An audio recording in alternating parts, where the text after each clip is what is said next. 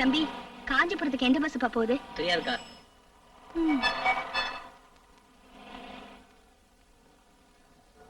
ஏப்பா, எந்த பஸ் காஞ்சிபுரத்துக்கு போகுது? நல்லா ஓடுற பஸ் தான் போகும். அது எங்களுக்கு தெரியாதாக்கோ. வந்துட்டாங்க இருக்கு. மூஞ்சிய பாரு. எங்க எந்த பஸ்ங்க காஞ்சிபுரத்துக்கு போகுது? எந்த காஞ்சிபுரம்? காஞ்சிபுரம் தெரியாது, கஸ்மல். சும்மா போமா, சும்மா இருப்பா. எங்க காஞ்சிபுரத்துக்கு? அட சும்மா இருமா. கேட்டா லுள்ளுன்னு விழுது நாய்ங்க.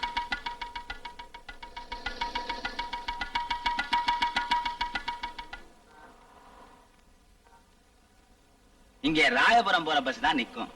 காஞ்சிபுரம் போகணும்னா நீ வெளியூர் பஸ் ஸ்டாண்ட் தான் போகணும். யோ, நானே வெளியூர்ல இருந்து தான் வரேன். இன்னும் எங்கயா வெளியூர் போறது? உன்னை பார்த்தாலே தெரியுது வெளியூர்னு. நீ சொல்லவே வேண்டாம். ஆமா, காஞ்சிபுரத்துக்கு எதுக்காக போற? உங்க சொந்தக்காரங்களை பாக்குறதுக்காகவா?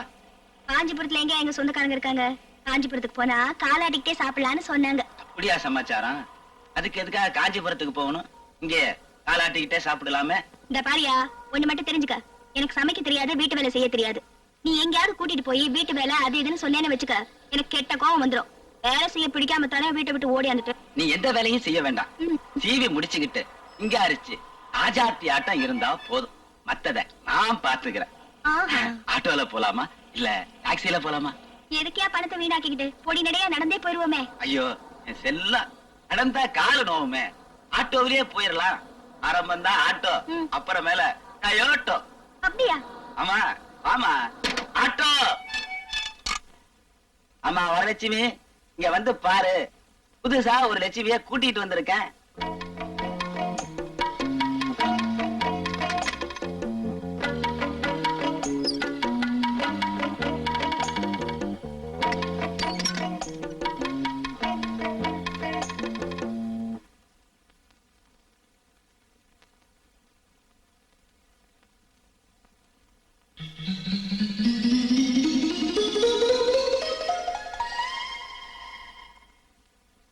காஞ்சிபுரம் போகணும்னு வழி கேட்டுக்கிட்டு இருந்தா கதையை கொடுத்து இங்கே கொண்டாந்துட்டேன். யோ, எனக்கு பயமா இருக்கியா? காஞ்சிபுரம் கொண்டு போய் விட்டுறியா? நான் வந்த வழியே திரும்பி போயிடுறியா? யோ, நான் காஞ்சிபுரம் போகணையா? எனக்கு பயமா இருக்கியா? யோ, வேணாயா, நான் போறேயா. காஞ்சிபுரம் போனா காலாடிட்டு சாப்பிடலாம்னு சொன்னது உன்ன மாதிரி சோம்பேறிகளுக்கு இல்ல. அது நெசவு தொழில் செய்யற பூமி. தறி அடிக்க ஆளு எப்பவுமே தேவை. அதுக்காக சொன்ன பழமொழிய நீ தப்பா புரிஞ்சுக்கிட்டியே. இப்ப புரியுதா? அக்கா சொல்றபடி கேட்டீங்கன்னா காலகாலத்துல சாலி கிராமத்துல ஒரு பெரிய பங்களா கட்டிக்கலாம். அக்கா சொல்றபடி கேட்டீங்கன்னா கழுத்து நிறையா நகை போட்டுக்கலாம். அக்கா சொல்றபடி கேட்டியா? நம்ம வீட்டுக்கு வந்த பிறகு நான் சொல்றபடி கேட்டு நடந்தா அவளுக்கு சந்தோஷம். இல்லனா என்னையா பொண்ணு ஊருக்கு புதுசா? புதுசு, ரொம்ப புதுசு. இன்னும் அப்படியே உடம்புல கிராமத்து மண்வாசனை கூட ஒட்டி இருக்குது பாருங்க. வம்பு பண்ணாம உள்ள போய் ஒரு நல்ல ரூமா பார்த்து செட்டில் ஆயிக்க பாரு. நீ கைப்படாத ரோஜாங்கிறதுனால 6 மாசம் ஒரு வருஷத்துக்கு ஆதரவாளர்கள் அப்படியே வந்து குவிஞ்சிருவாங்க. பெரியசாமி வர சொல்லி இவ வலது கை கட்ட வேண்ட பச்சை குத்து சொல்லு. லைசன்ஸ் நம்பரா? லட்சுமி வீடுங்கிற சுருக்கம். லவி 91 போட சொல்லு. போமா.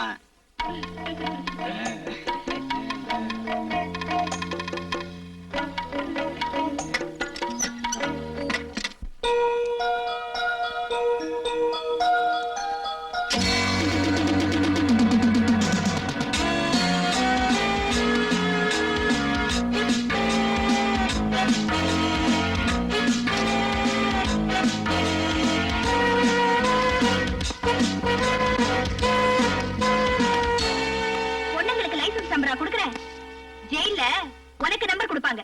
வாடி. என்னடி சொன்ன?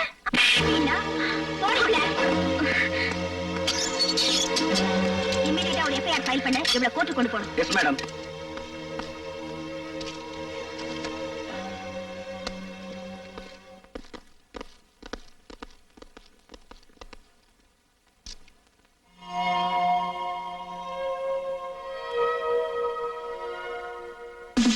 நீதான் புதுசா வந்திருக்க இன்ஸ்பெக்டரா?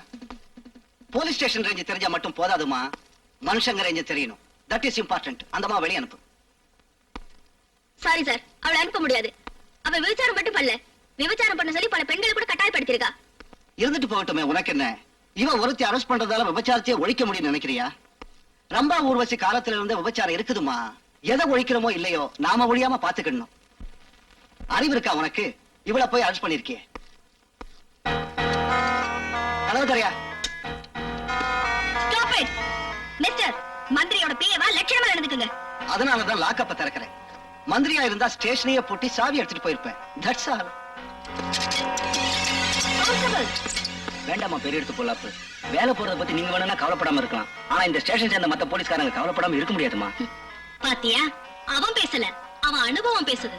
உத்தியோகத்துல இருக்கிறது பெருசு இல்ல, உலகத்தை அனுசரிச்சு நடந்துக்கணும், அதுதான் முக்கியம். இனிமேலாவது எங்க இடத்துக்குலாம் வராது. எட்ரி கைய. போலீஸ்காரன்னு சொல்ல உங்களுக்கு எல்லாம் வெக்கமா இல்ல?